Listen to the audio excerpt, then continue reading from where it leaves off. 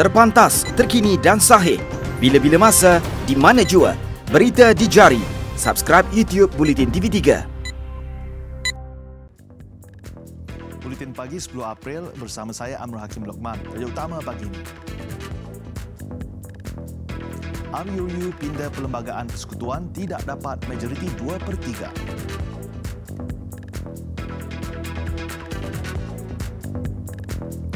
%98% majikan di seluruh negara patuhi perintah kadar gaji minimum.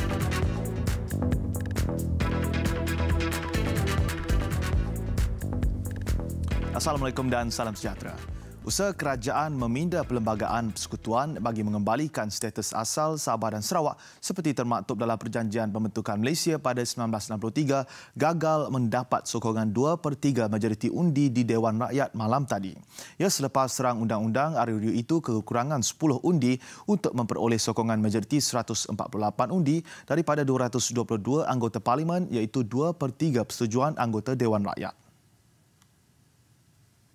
Rang undang-undang ini dibacakan kali yang kedua sekarang dan oleh sebab mengikut peruntukan perkara 159 Perlembagaan, Rang Undang-Undang Perlembagaan Pindaan 2019 ini memerlukan sokongan pada bacaan kali yang kedua dengan undi sebanyak tidak kurang dari 2/3 dari jumlah bilangan ahli Majlis Dewan. Keputusan undi belah bahagian menunjukkan 138 bersetuju, tiada yang tidak bersetuju, manakala 59 memilih untuk tidak mengundi. Keputusan kita tidak didapati undi yang lebih daripada 2/3 undi majoriti yang setuju. Jadi seterusnya di pasu bunga ramai hari ini ya. Tidak boleh diteruskan untuk dibaca kali yang kedua sekarang. Sebab undi kesian rakyat Sabah dan Sarawak. Terdahulu, Perdana Menteri Tun Dr. Mahathir Mohamad membentangkan bacaan kali kedua RUU Perlembagaan Pindaan 2019 untuk menjadikan Sabah dan Sarawak sebagai rakan sekutu semenanjung Malaysia. Sesi perbahasan berlarutan sehingga 7 jam membabitkan beberapa isu berbangkit, antaranya pembangkang meminta supaya ia ditangguhkan untuk diteliti secara lebih mendalam. Pindaan yang dicadangkan pasal 2 perkara 1 Perlembagaan Persekutuan tidak akan mengubah usaha rundingan antara Kerajaan Persekutuan dengan Kerajaan Negeri Sabah dan Sarawak yang sedang diadakan melalui Jawatankuasa Khas Kabinet untuk menyemak Perjanjian Malaysia 1963. Usaha rundingan tersebut masih akan diteruskan.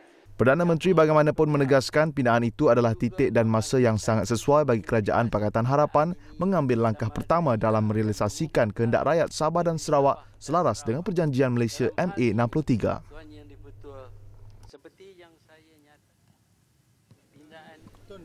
Ketika diminta mengulas mengenai keputusan undian, Tun Dr. Mahathir berkata beliau tidak menjangka gagal mendapat 2/3 undian. Well, we still have the third reading, and I think everything will flow smoothly now. Adakah akan ada usaha untuk cuba pujuk mana-mana MP untuk dapatkan 2/3 itu? So lepas ini? Itu tak ada undi dia 2/3. Would you blame the Sarawak MPs for sabotaging the bill too? No, I will. They have their right to vote against whatever they said their right. So, is this your expected result? No, not quite. We expected, of course, for everybody to vote and to show that 2/3 support us.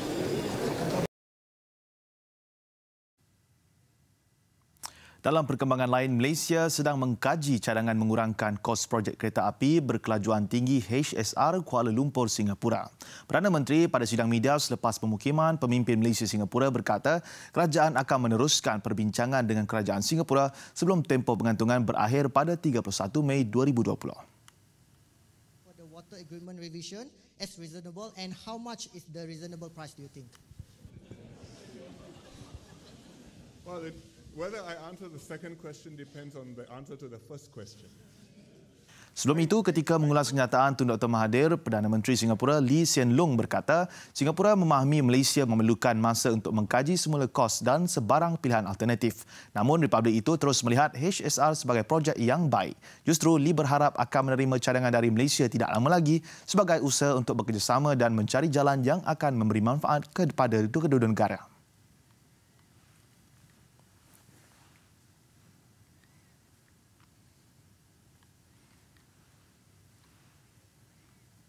Sebanyak 98% daripada 7,695 majikan yang diperiksa Jabatan Tenaga Kerja JTK di seluruh negara didapati mematuhi perintah kadar gaji minimum RM1,100.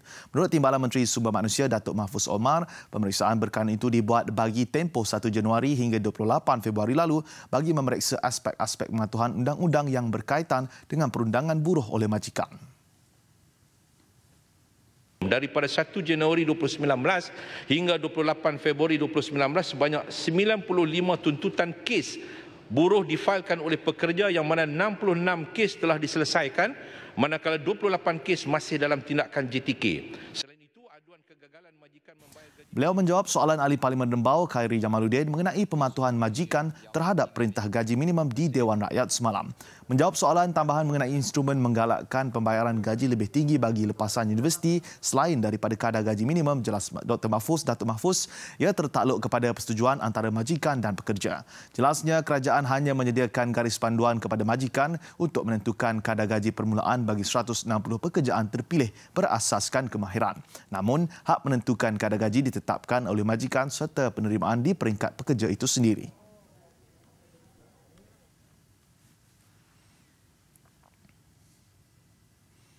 Berhubung isu tabung haji, kerajaan masih belum selesai membongkar masalah melingkari TH yang disebabkan salah urus takbir oleh kerajaan terdahulu. Perdana Menteri berkata kerajaan akan membentangkan masalah TH secara terperinci di Parlimen untuk dibahaskan selepas mendapat maklumat penuh mengenainya.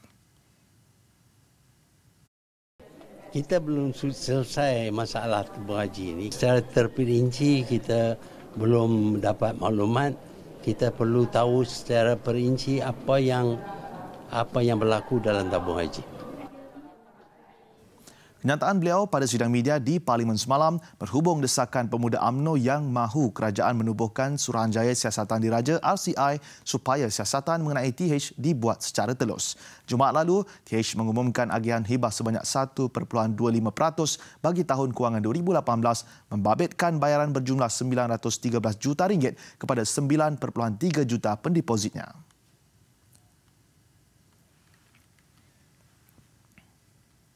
Dalam pada itu, pendeposit tabung haji TH diminta agar tidak mengeluarkan wang simpanan masing-masing daripada institusi itu. Ketua Pembangkang yang juga Ahli Parlimen Bera, Datuk Seri Ismail Sabri Yaakob berkata, pendeposit tidak perlu panik dengan dakwaan kerugian dialami institusi pengurusan dana haji itu kerana wang mereka dijamin kerajaan. Cuma saya nak tekankan bahawa kepada penyimpan ataupun depositors di dalam tabung haji ini, bahawa kerajaan memberi jaminan kepada simpanan mereka, iaitu dollar to dollar. Jadi saya harap penyimpan jangan rasa panik dengan apa yang berlaku. Wang mereka selamat, dijamin oleh kerajaan. Oleh itu saya harap jangan ada yang berfikiran untuk keluarkan wang mereka daripada tabung haji. Malah yang ada wang yang berlebih boleh terus menambahkan simpanan mereka di dalam tabung haji. Don't worry. Tambahnya, umat Islam di negara ini perlu terus membantu TH supaya dapat kekal utuh. Terdahulu, beliau berkata dakwaan mengatakan TH mengalami kerugian perlu disiasat oleh jawatan kuasa kira-kira wang negara PAC.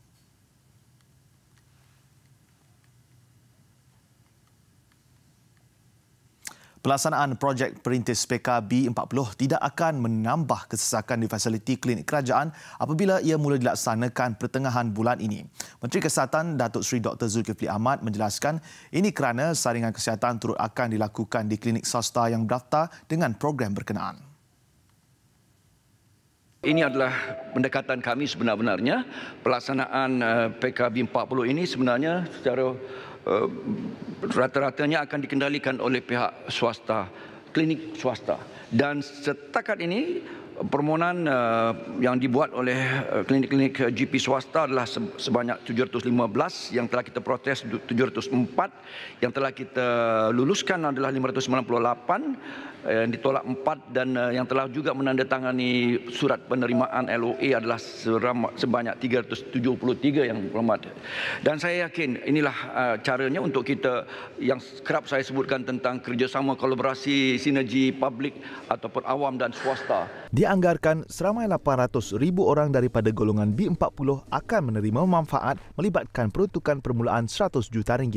Penerima projek itu mestilah berdaftar dengan program bantuan sara hidup BSH serta berusia 50 tahun ke atas.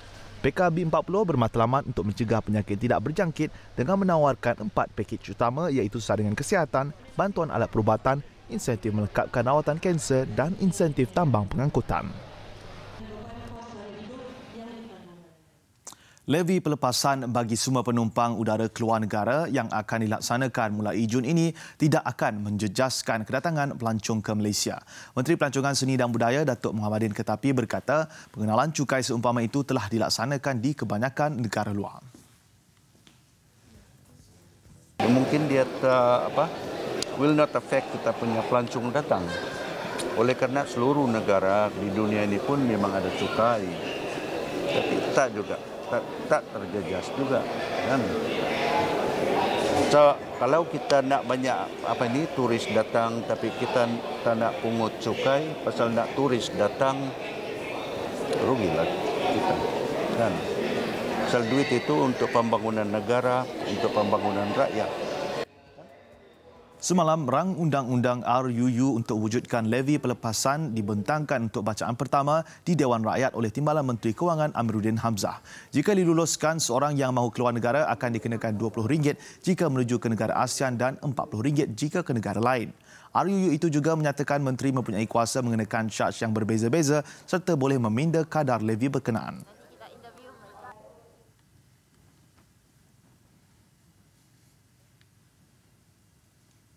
Suruhanjaya Pilihan Raya SPR meminta mana-mana pihak membuat laporan sekiranya menganggap pengumuman kerajaan mengenai projek laluan Rel Pantai Timur ECRL di Negeri Sembilan sebagai tidak wajar dan salah satu usaha untuk meraih undi pada PRK Dun Rantau. Pengerusinya Azhar Azizan Harun berkata, sekiranya ada laporan polis dibuat dan perkara itu disiasat, Mahkamah akan memutuskan sama ada langkah kerajaan itu bertentangan dengan Akta Kesalahan Pilihan Raya 1954 ataupun tidak.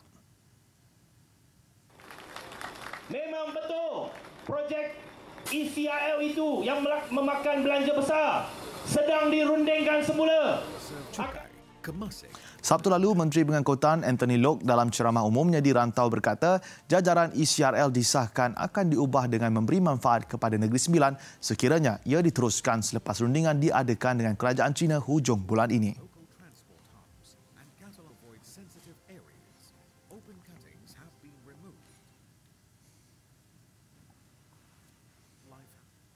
Jawatan grade hakiki bagi guru besar sekolah kebangsaan masih berada di takuk lama dan wajar dinilai semula. Perkara itu diakui Ketua Pengarah Pelajaran Datuk Dr. Amin Senin. Katanya, walaupun ketika ini ada guru besar yang sudah menduduki grade DG48 berdasarkan tempoh perkhidmatan, namun ia masih perlu dibuat secara menyeluruh. Difahamkan, ketika ini guru biasa yang dilantik sebagai guru besar sekolah rendah kekal dengan grade hakiki DG34 yang disandang dan hanya diberi allowance jawatan RM200 sebulan. Manakala penolong kanan kekal dengan grade DG32 dan diberi allowance RM60 sebulan. Ia berbeza dengan guru di sekolah menengah apabila mereka dilantik sebagai pengetua dinaikkan daripada grade DG48 kepada DG52 dan diberi allowance jawatan RM300 sebulan. Manakala penolong kanan dinaikkan daripada DG44 kepada DG48. Jelas Datuk Dr. Amin perkara ini sedang dalam perbincangan dan sudah pun mempunyai kertas kerja serta pernah dibawa ke mesyuarat jawatan kuasa kabinet sebelum ini. Malah penstrukturan semula itu turut merangkumi jawatan-jawatan lain.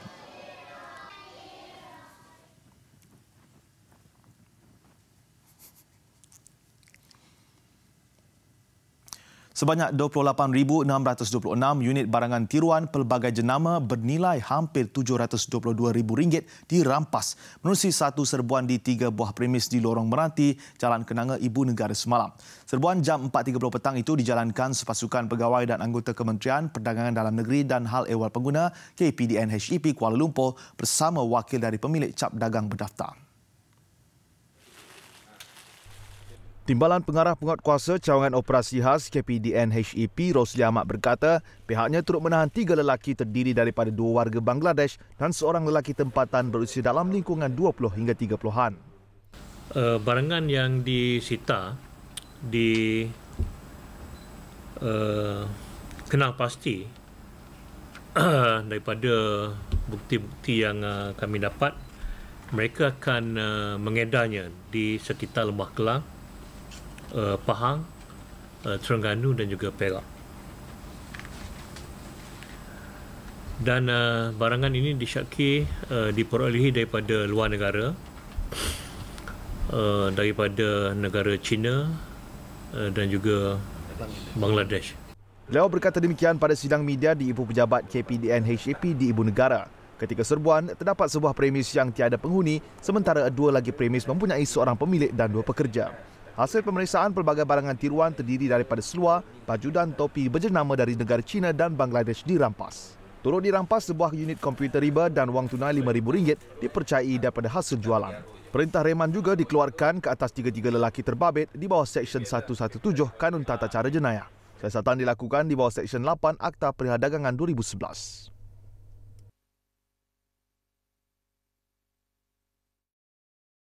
Besar impaknya.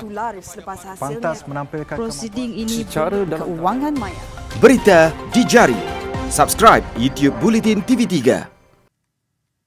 Laporan antarabangsa, calon Presiden Indonesia Joko Widodo atau Jokowi pulang ke kampung halamannya Solo, Jawa Tengah semalam sebagai sebahagian siri jelajah kempen menjelang pemilihan 17 April ini.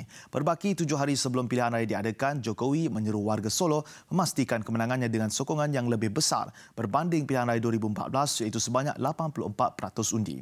Turut hadir Ketua Umum Parti Demokrasi Indonesia Perjuangan PDIP Megawati Soekarno Putri yang juga mentor kepada Jokowi. Jokowi juga mengimbau perjalanan politiknya yang bermula di Solo sebagai Datuk Bandar Surakarta yang kemudiannya dilantik sebagai Gubernur Jakarta sebelum terpilih sebagai Presiden Indonesia pada 2014. Di hadapan ribuan penyokong di Stadium Sri Wedari, Jokowi turut menyeru untuk memerangi berita palsu berunsurkan fitnah secara habis-habisan dalam tempoh kritikal menjelang pilihan raya. Siri jelajah kempen Jokowi jadual berakhir di Stadium Gelora Bung Karno, Jakarta pada 13 April sebelum beliau berdepan Prabowo Subianto pada debat akhir yang akan berlangsung pada sebelah malamnya. Alhamdulillah. 2010 baru. Sekurang-kurangnya 2 askar Sudan terbunuh selepas kejadian tunjuk perasaan memuncak di negara itu. Polis juga terpaksa melepaskan tembakan ke udara untuk meleraikan penunjuk perasaan. Pasukan keselamatan dilihat cuba mengawal puluhan penunjuk perasaan yang berkumpul di luar Ibu Pejabat Kementerian Pertahanan di Khartoum. Penunjuk perasaan kemudiannya bertukar agresif dan memaksa polis melepaskan gas pemedih mata. Protes berterusan di Sudan dicetuskan penduduk berikutan kenaikan harga roti, masalah kekurangan diesel dan krisis mata wang asing. Bagi membendung tunjuk perasaan, Presiden Omar Al-Bashir mengisytiharkan darurat pada 22 Februari lalu.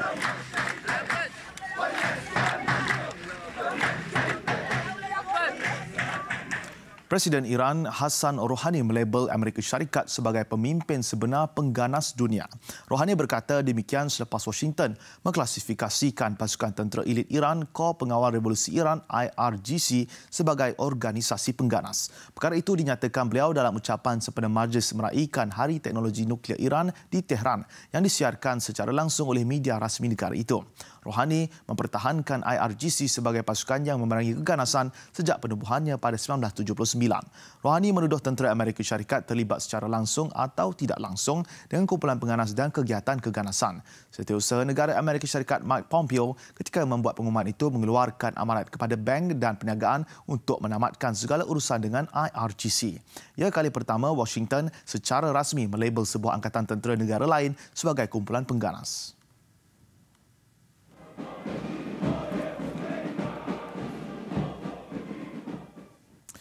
Rusia akan membebaskan kesemua paus pembunuh dan beluga yang dikurung di dalam sangka sempit di sebuah teluk di timur Rusia. Gubernur Wilayah Timur Jauh Rusia, Oleg Kozhemyakov berkata, keputusan dibuat susulan kunjungan ahli oceanografi Perancis Jean-Michel Cousteau pada minggu lalu. Hampir 100 ekor paus yang ditangkap untuk dijual kepada akuarium dikurung selama berbulan-bulan dalam kolam kecil yang terletak di Nakhodka.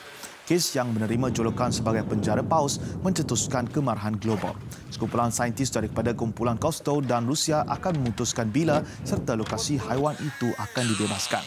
Sementara, satu kemudahan pemulihan khas akan dibina untuk merawat haiwan yang sakit. Какие особи выпускать в естественную среду?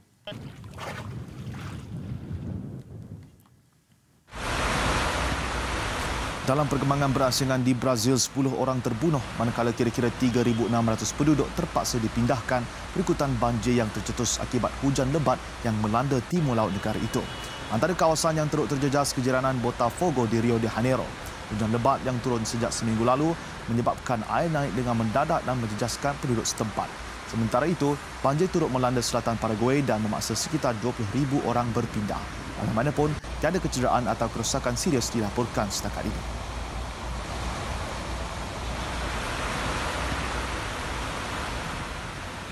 Besar impaknya. Laris selepas hasilnya. Pantas menampilkan prosiding ini secara keuangan maya. Berita di jari. Subscribe YouTube Bulletin TV3. Perkembangan sukan. Selepas tertundanya perlawanan pusingan kedua Piala FA minggu lalu berikutan cuaca buruk, PDRM menjadi pasukan terakhir mara ke pusingan ketiga selepas berjaya menumpaskan Sarawak 5-2 pada aksi yang berlangsung petang semalam. Patrick Ronaldinho menjadi tumpuan di Stadium Selayang apabila meledak jaringan hat-trick. Bagaimanapun, Sarawak terlebih dahulu mengejutkan PDRM apabila mendahului dengan 2 gol. Bermula dengan jaringan George Kinkladze pada minit ke-6, diikuti penyudah Muhammad Alif Hassan yang berjaya meletakkan pasukan Ngap Sayup berada di kedudukan selesa selepas berjaya menghasilkan gol pada minit ke-33. Bersambung separuh masa kedua, PDRM mencipta kebangkitan dramatik merapatkan defisit pada minit ke-47 menerusi jaringan Fauzan Fauzi hasil sepakan sudut sebelum Patrick Ronaldinho menyamakan kedudukan 4 minit kemudian. PDRM kemudian dihadiahkan sepakan penalti pada minit ke-58 dan mudah buat di Chang Hun menyempurnakannya untuk skuad The Cops pula di depan 3-2. Patrick Ronaldinho terus tajam pada minit ke-65 untuk menghasilkan jaringan kedua peribadi dan sekali lagi menghampakan Sarawak dengan gol hat-tricknya pada minit ke-80 untuk membantu PDRM mara ke pusingan ketiga dengan keputusan 5-2. PDRM akan menentang PKNPFC Rabu hadapan. Wakil Negara Johor Darul Takzim JDT berdepan laluan suka untuk layak ke peringkat kalah mati Liga Juara-Juara Asia AFC 2019 selepas tumpas 1-2 kepada klub China Shandong Luneng dalam aksi ketiga kumpulan E di gelanggang lawan Pusat Sukan Olimpik Jinang China. Keputusan ini juga menyaksikan JDT kekal di tangga tercorot kumpulan E dengan hanya mengutip satu mata selepas 3 perlawanan. Sekalipun berjaya memberikan saingan sengit, JDT akur ketinggalan pada minit ke-30 hasil jaringan pemain antara bangsa Belgium Marwan Fellaini. 7 minit kemudian, tuan rumah dihadiahkan sepakan penalti dan Graziano Pelle menyudahkannya untuk menggandakan gol tuan rumah. Babak kedua pemain kebangsaan Safawi Rashid mencuri tumpuan pada minit ke-59 menerusi jaringan menarik dari luar kotak. Tetapi, dia tidak mampu menghalang Shandong mencipta kemenangan 2-1.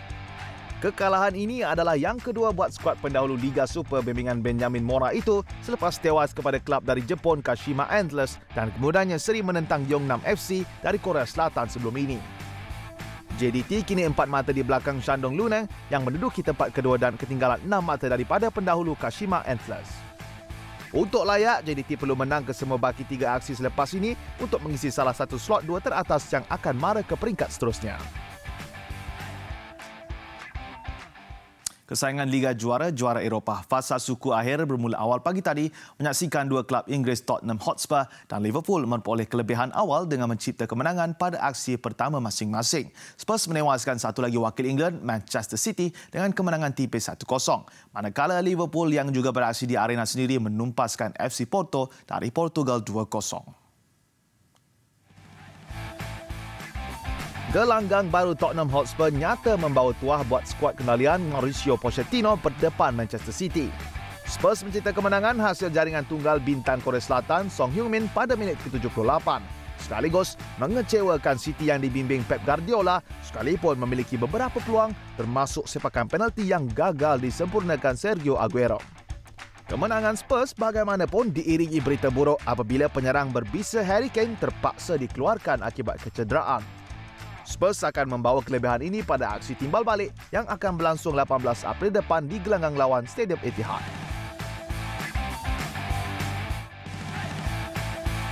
Sementara itu, Liverpool terus mempamer aksi cemerlang pada kempen Liga Juara-Juara dengan mencerahkan peluang ke separuh akhir.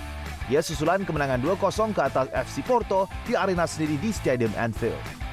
Dengan penguasaan permainan menjadi milik tuan rumah, Naby Keita membuka tirai jaringan Liverpool seawal minit ke-5 permainan sebelum Roberto Firmino menghasilkan gol kedua pada minit ke-56 sekaligus memberikan kemenangan 2-0 buat skuad Jurgen Klopp pada aksi suku akhir pertama.